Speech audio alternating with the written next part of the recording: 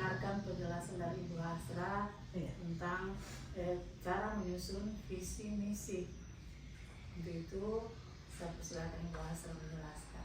Assalamualaikum warahmatullahi wabarakatuh. Waalaikumsalam warahmatullahi wabarakatuh. Selamat pagi, salam sejahtera untuk kita semua.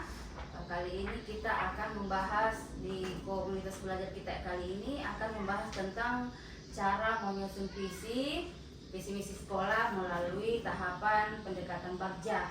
Yang kemarin sudah sempat dibahas kemarin, Bagja itu ada B-nya adalah buat pertanyaan utama, A ambil pelajaran, kemudian G adalah gali mimpi, kemudian jabarkan rencana, kemudian atur eksekusi. Ya, ini saya bagikan. Ya, ini nah, pertama itu misal toh kita tentunya kita sudah menentukan visinya kita kemarin toh, visi sekolah. Kemudian tentunya kita akan menentukan atau merumuskan misi-misi apa yang dilakukan sehingga kita bisa mewujudkan misinya kita kemarin itu. Jadi adapun contoh-contohnya kan sebenarnya kita kemarin dari 5 nilai toh, berakhlak mulia, mandiri, kreatif, holistik integratif, berkebinekaan global. Jadi semua nilai 5 nilai ini dibuatkan semua bagjanya. Nah, yang saya contohkan ini adalah tentang nilai apa ini ya, holistik integratif. Nah, yang pertama itu kan kita membuat pertanyaan, membuat apa yang saya lakukan sehingga saya bisa mewujudkan peserta didik yang berholistik integratif. Nah, tentunya banyak sekali misalnya misi-misi yang bisa kita lakukan toh, tentang seperti yang saya buat ini kemarin ini kita susun bersama mengajak warga satuan pendidikan untuk berdiskusi tentang program peserta didik yang holistik integratif. Kemudian setelah dibuatkan pertanyaan utama, kemudian kita ambil pelajaran. Misalnya pertanyaan adalah siapakah yang bisa kita ikut sertakan dalam mewujudkan program, siapa yang dilibatkan sehingga kita bisa mewujudkan peserta didik yang holistik integratif. Kemudian kegiatannya apa, situasinya apa, dan keterampilan apa yang sudah saya lakukan. Nah, setelah kita mengambil pelajaran toh, pertanyaannya adalah siapakah yang kita bisa ikut sertakan untuk mewujudkan peserta didik yang holistik integratif. Kemudian kita lanjut lagi ke bagian, kan tadi sudah B, sudah A, sekarang ke gali mimpi. Itu apa yang diharapkan dari program ini, apa yang diharapkan sehingga kita bisa mewujudkan peserta didik yang holistik integratif jika program ini berjalan baik. Kemudian jabarkan rencananya, kita desainlah apa program-programnya. Seperti kemarin kita mau mengikut sertakan orang tua menjadi guru tamu untuk mewujudkan peserta didik yang holistik integratif. Di bagian mana? Yaitu di bagian, kan kita pahami holistik integratif ada 5 ya, perlindungan, pengasuhan, pendidikan, gizi, dan kesehatan. Kayak kemarin itu waktu pemberian polio itu bisa dimasukkan dalam kesehatan anak itu, pemberian vitamin.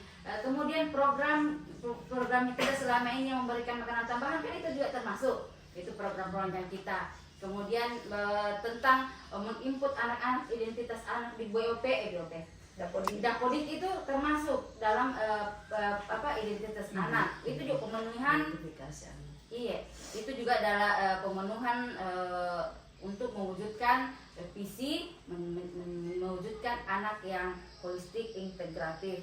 Kemudian ini sudah atur eksekusinya. Nah, ini yang saya rangkumkan kemarin dalam pemenuhi kebutuhan itu, layanan gizi dan kesehatan, menyusun program kegiatan pemberian makanan tambahan, itu kan sudah berjalan.